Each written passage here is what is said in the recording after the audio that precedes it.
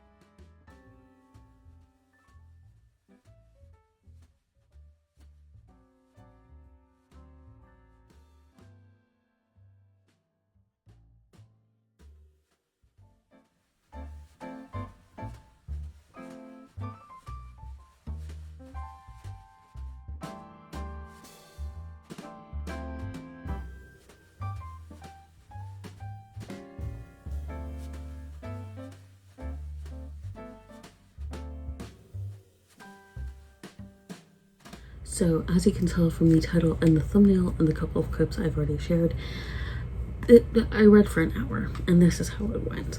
This video is coming out a little bit later than when I'm actually recording this, because I'm in the middle, as you can tell, I'm in the middle of Spin the Dawn, and I'm reading this like September-ish, but I'm trying to get some of my more generic end-of-year videos out and scheduled so I don't have to worry about it too much. More holiday-esque stuff is closer to when the videos happen. Like my October reading vlog is a little bit closer to when that actually happened. When I scheduled it is a little bit closer to when I actually recorded it. But I'm trying to get just some, like I said, I'm trying to get some of my generic end-of-year videos out, or videos that can be scheduled a little bit further out in advance. I'm trying to get those up and done so I don't have to worry about them too much. And this is kind of like a tester video just to kind of see how it goes. So this is a book I'm borrowing from the library, Spin the Dawn by Elizabeth Lynn. I have 3 other books by her, 4 other books by her. 6 Crimson Cranes, The Dragon's Promise, Her Radiant Curse, and then When You Wish Upon a Star. I also have the Twisted Tale anthology, which she edited and then did at least 1 or 2 short stories for that. So I have 3, 4, 5 if you include the one she edited, but the anthology was like an amalgamation of authors, including her. So I guess you could say 5. But this one I am borrowing from the library because 1, space, and 2, I'm trying to utilize my library a little bit more. And I started at around chapter 7, which was page 77 or 73 maybe. I started around chapter 70 or chapter 7, page 73, and I stopped at chapter 21, page 208. And so that's like 14 chapters that I read roughly, which was honestly pretty good. I did breeze through this kind of quickly. A large part of that was in thanks to the fact that I'm very high-key invested in this book and this story. And honestly, like, I'm not surprised by that because I knew from reading 6 Crimson Cranes, that duology, and then its prequel, Her Radiant Curse, I knew from reading that like Elizabeth Lynn's writing, like, I absolutely love. So I knew that I had to read this at some point. I do have the second book, Unraveled at Dusk, on hold as well from the library. So yeah, we're just, I don't want to give too many spoilers, and that's also kind of not the purpose of this exact video, but I'm loving Spin the Dawn and just the characters and the setting and the magic system. I don't want to give too much away because that would kind of defeat the purpose. So That's what we're doing here. That's not what we're doing here. As for how it went with reading for a full hour, basically uninterrupted, it went pretty well. It went a lot better than I expected. This isn't usually something I normally do, just because like I don't always have like a full hour to just sit down and read that I can dedicate to. Like sometimes I can get up to half an hour, maybe 45 minutes depending, but I'm usually not able to do a full hour uninterrupted. And I wanted to kind of do that here as like a test run to see if that's something I could do, to try to read at a different time of the day to see if that would help get in a full hour. I started around like 2:45-ish roughly, and then I ended around 3:45. And so if I were to try to dedicate that like this time on the weekends, like 2:45, 3 to about 3:45, 4, would be a great time for me to do that, for me to just sit down and read for a bit and just chill with a story. Sometimes it's kind of hard though to just sit down and chill with a book, because like I love reading. I am a huge reader, and I'm trying to like figure out different ways to express that and follow through with that hobby. But there are times where it's just a little bit hard, because it's like I get kind of antsy at times, so it's hard for me to sit for long periods of time. And then also too, like I crochet. I've been crocheting for about 2 years now, a little over 2 years, and sometimes I just want to do something with my hands other than hold a book and turn pages. So it's like sometimes it's easier to just pick up an audiobook and crochet, or have someone playing like a TV show, usually a TV show, and usually Hilda. Usually it's easy to just have something playing in the background and then as I crochet. And I think I just need to try to choose audiobooks more often. Currently I don't have a whole lot in my Libra.fm, because I'm trying to curate my Libra.fm specifically to 2 books that I've read and enjoyed, because those are kind of easy to tune up to when I'm crocheting, or if I'm in the car, or if I'm doing something else. Those are easy to tune out to when I've already read them and enjoyed them. So maybe I just need to do that with audiobooks a little bit more. Right now in my Libra.fm, I have The Hobbit, Fellowship of the Ring, Two Towers, Return of the King, and then I have For Whom the Bell Tolls. And maybe I just need to have it be like a situation where I dedicate like an hour of that while I'm crocheting. So it's like I'm kind of killing 2 birds with one stone, hitting 2 birds with one stone there. But overall, like sitting down and like forcing myself to pick up a physical book for an hour and read a physical book for an hour, that went, I feel, really well. And I feel like I need to do it more often. Okay, so I do have some links down below in the description that I'm going to kind of go through with y'all here, just so we can kind of like make this into more like broader discussion, just because it's like, I feel like we all talk about like, oh, like reading is so good for you, reading every day, like blah, blah, blah. But I feel like actually having like a video talking about it a little bit more. I know there are videos out there, but like, I feel like we need to put another video out there just to kind of be the reminder for this, and being like, hey, reading is a good thing, and it really does help mental health and emotional health and well-being. So especially when you're utilizing like your library, and like especially your physical library, if you have one close by, like that is so freaking helpful to do and to start doing. Like even if you're not necessarily like a very sociable person, like going to the library, like you're gonna run into books that maybe you haven't heard of, or maybe people around you in your social circles haven't heard of. And it's like, yes, even if you're on bookish social media, whether it's BookTok, BookTube, Bookstagram, Book Twitter, Blue Sky, the book niche of Blue Sky, even if you're in tune with bookish social media, like you can still go to a library or even a bookstore. But like, let's also try to focus on libraries too. But like, you can go to a library or a bookstore and find something that you hadn't heard of before and that would actually be of interest to you. So there's that, but let's go into some of these links. So the first one I'm going to do is the Reddit, the reading for an hour a day. So this person says, I love reading, but making time for it is sometimes an issue. After finally finishing a book I'd been stuck on for 6 months, I decided that from now on I would read for an hour a day. My system is basically read for a minimum of an hour a day, and anything over an hour doesn't roll over to the next day.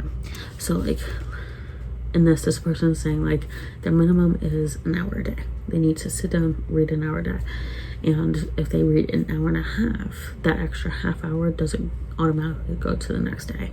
It's just included with that specific day's reading.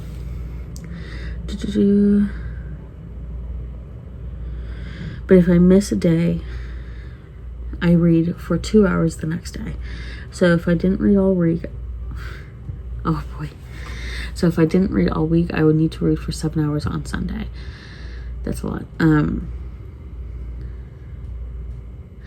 Well, if it's 2 hours, oh, never mind. That's if they miss a day. But anyway, this sounds like a really good system. I feel like reading 7 hours would be a lot unless you're listening to like a lot of audiobooks, you know, and doing a lot of audiobooks. So maybe that's just me, but I feel like this is a good system to like implement, like reading for an hour a day. If you miss a day, add some extra time onto your reading for the next day. And then if you don't read at all during that week, have like a certain amount of hours that you read over the weekend, whether it's Saturday or Sunday or both. I feel like that's a really good really good system. I've been reading like this for a month. This is from 4 years ago. I hope they're still reading like this. I hope they're still doing this and it's still working for them. I've been reading like this for a month and a half and I finished 5 books. The system has been good for me because I'm not missing out on reading and I still have time for all the real life stuff. Does anybody have their own system? Which I'm also curious. So let's see, this person, for me, I always try to read before bed.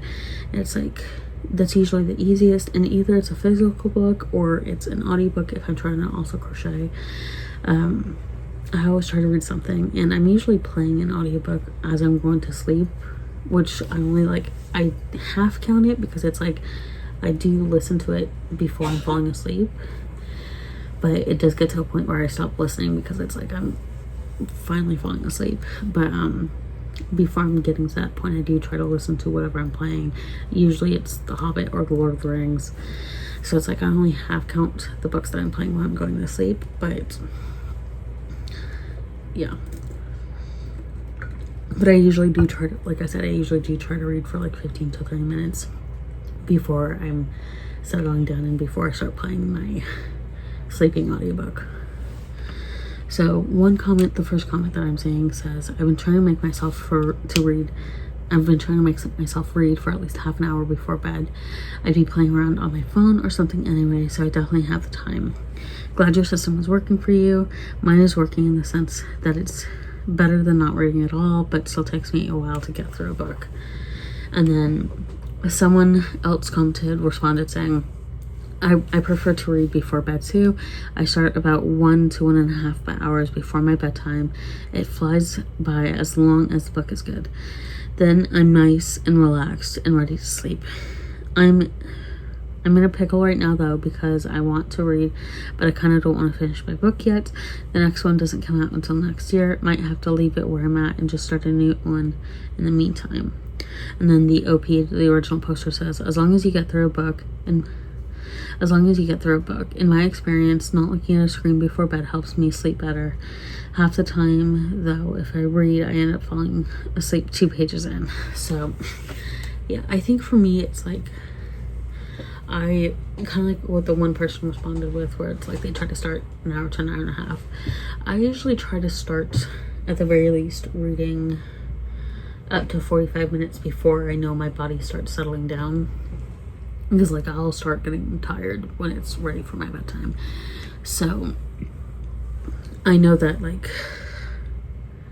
sometimes it can be hard to read before you go to bed because like especially once your body starts physically getting tired, and your mind too. Like once you have the combination of your body and your mind physically drifting into tiredness, it's like, it's hard. It's hard to keep up with your book.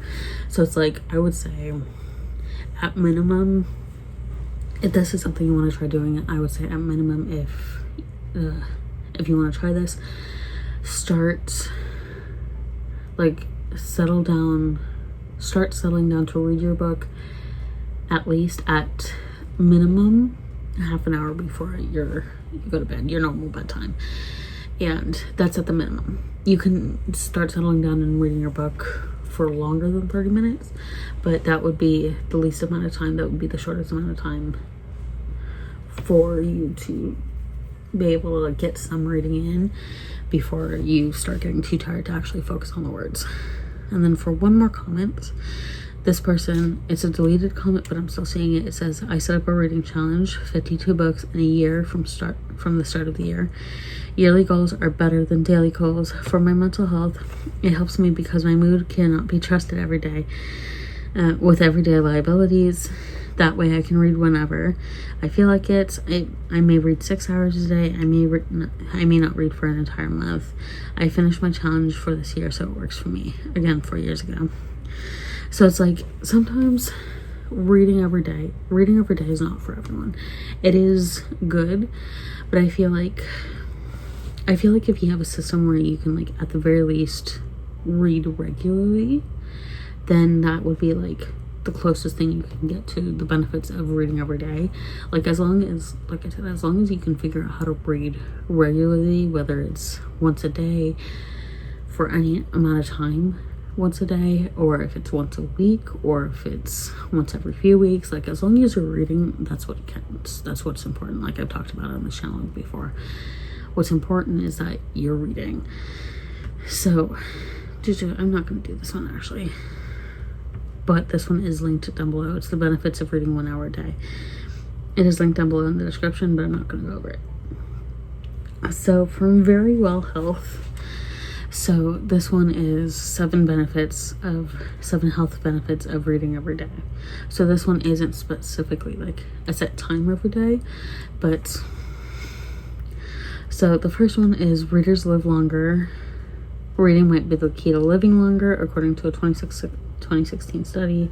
Okay, this is from last year. A little over a year ago, from October last year. According to a 2016 study from researchers at Yale University School of Public Health, reading can reduce mortality by up to 30%.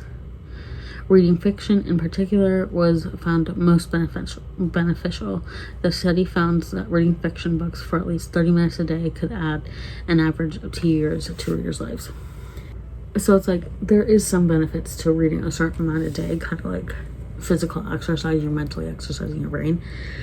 But like, at the same time, it's like, I feel like as long as you're reading regularly and you're getting some reading in, I feel like that'll be beneficial all around. Okay.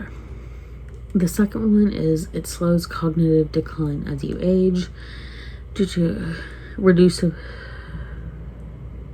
regular readers can maintain their cognitive abilities better as they age than those who do not read. They may have slower rates of memory loss and less decline in thinking skills.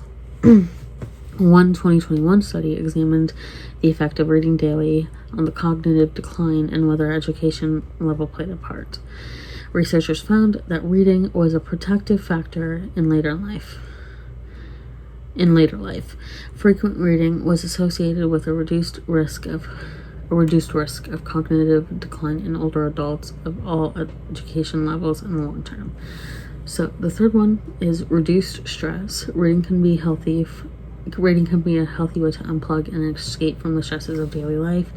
Reading fiction in particular can improve your mental health and overall well-being.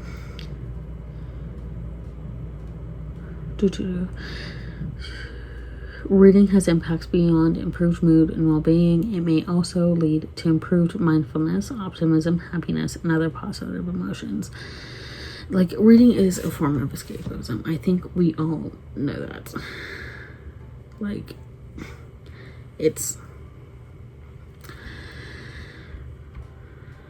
like, it's a way to escape everything, especially with our current situation. And we need to be aware, but we also need to understand, like, yeah, sometimes we just need to take a step back from everything and just not. And reading is a perfect way to do that. And then the fourth one, which I'm not going to talk about too much because I talked about it a little earlier, but the fourth one is helps you relax at bedtime, improves sleep quality and sleep duration, relieves insomnia. And this one is saying to, like, try to go more towards a physical book rather than something on your screen, but again, I'm not going to talk about this one too much. The fifth one is helps you better understand health information, which is an interesting one. I don't think I've heard this one unless you're reading, like, health books. People who read are often more comfortable reading about and understanding health information. Okay, that makes sense. This is called health literacy. According to the CDC and prevention, health literacy can help prevent health problems, protect health information, and better manage health when problems arise. So the sixth one is it boosts intelligence, which I feel like is kind of pretty well understood and well known. The more you read, the more information you ingest. Reading is like exercise for the brain. It's not like exercise for the brain, it is exercise for the brain. And the more you use your brain, the better it functions. Research shows that reading can increase a person's vocabulary, which is linked to intelligence. Testing looked at early word reading skills and vocabulary growth rates. Results showed that above average readers had advanced rates of vocabulary growth than average readers. So it is exercise for the brain, and there are a lot of words that I cannot tell you the definition. I cannot tell you verbatim what it exactly means. But there are a lot of words that, like, I understand what it means based on context it was used in context it has been used in. I can't think of words specifically right now, but there are definitely quite a few words where I'm like, I have no idea what this means, but it's used in this context. Like, this is what it means. This is a sentence. This is the context of the meaning. And then the seventh and final one that this article goes over is it enhances social skills. Reading can enhance your social skills because it gives you examples of social interactions to learn from. Yes, I would say overall yes. If you're looking at, like, certain books, it would be, like, slightly less so, but I feel like generically, yes. Not that there are books or genres that don't do this. It's just like you would have to make it into more of a generic example of that kind of a social situation. Reading fiction specifically may also help adolescents become more empathic by giving them opportunities to understand what others think and feel. It may also help promote self-confidence and assertiveness. All those I agree with. There are moments where I feel like you need to take a more general look at, like, certain situations, like in the social context, because it's like, sadly, we don't have dragons. Sadly. But the way a character interacts with the dragon in fiction could kind of show you how to interact with animals in real life, like real life animals. That kind of, like, general step back is what I'm talking about. So the next one that I'm going to go over.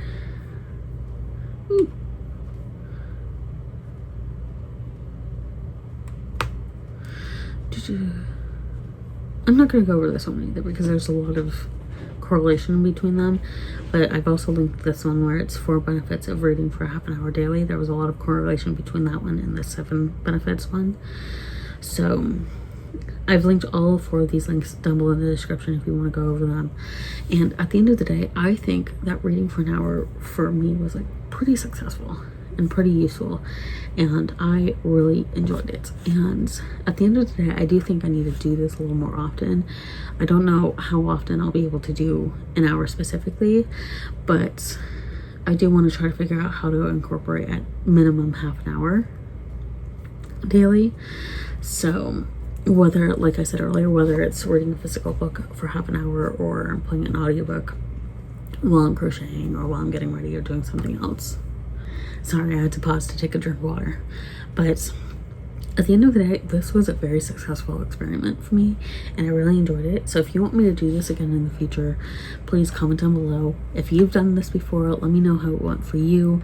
If there's like a certain time frame or schedule that works for you in terms of reading, and reading in relation to your other responsibilities like work and family. Let me know what works for you down below in the comments. Thank you all for watching, and I'll see you all in my next video.